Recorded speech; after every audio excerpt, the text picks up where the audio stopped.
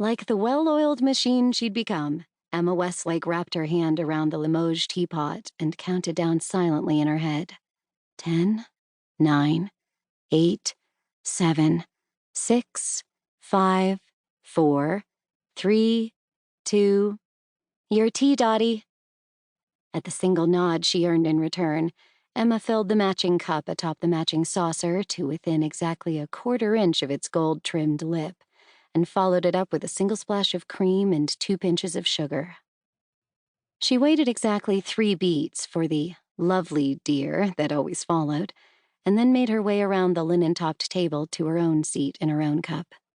"Biscuit?" she asked, even as her mind filled in the answer she knew she'd get, the same answer she got every Tuesday at 3 o'clock. "Why, yes, I think I will." She held the basket out as the octogenarian helped herself to one, kept it hovering in place just north of the table's center point for the 3 Mississippi seconds worth of hemming and hawing that invariably followed, and then firmed up her hold as the woman's frail hand reached inside for the "I really shouldn't" second biscuit. "Thank you, Emma." "Thank you, Dottie." Retrieving her napkin from the table, Emma folded it across her lap and smiled at the wheelchair-bound woman she'd grown to love, in spite, or maybe because, of the weekly ritual. The fact that the weekly ritual came with a steady paycheck was simply the unnecessary but always appreciated cherry on top of the cake, especially now that— "Aren't you going to have a biscuit, dear?" Like clockwork, she swallowed back the instinctual urge to retch, and instead nodded, as she'd promised Dottie's husband she would during his deathbed phone call 18 months earlier. After all, as per the unwritten script that never varied, never faltered, there would be a moment, fleeting certainly, but still a moment, when the elderly woman would close her eyes in memory of dear old Alfred. And when that happened, the tail-wagging garbage disposal Emma had added to the weekly get-together 6 months earlier would be ready and eager to help bury the proverbial cardboard-flavored treat. Leaning back in her chair just enough to afford herself a view of the golden retriever sitting faithfully beside her feet, Emma dropped her hand to her lap and flashed the get-ready signal she'd taught him.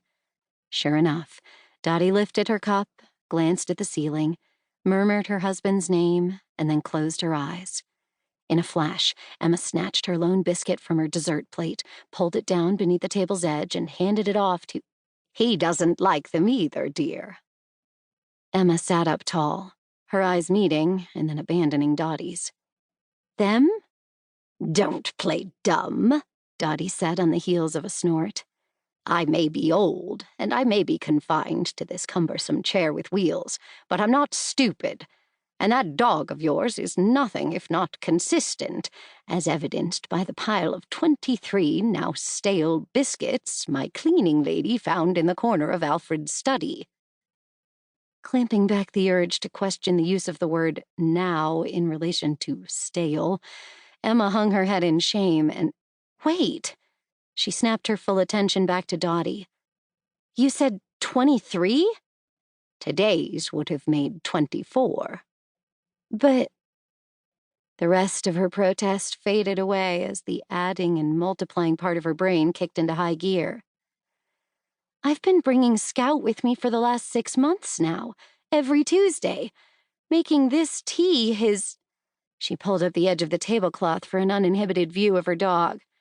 24th, and— Scout, you traitor! You didn't even eat one! Now, dear, don't scold Scout for being the only honest one of the 3 of us." She felt her mouth gape, rushed to close it, and then let it gape again, unchallenged. "The 3 of us?" "Yes, 3. You, Scout." Dottie pointed at each of them before landing her finger on herself. "And me." "You?" Dottie said nothing. "Wait. You're telling me after all this time—" 18 months, Dottie interjected. Emma paused, regrouped. "You're telling me after 18 months that you don't like these biscuits?" "They're dreadful."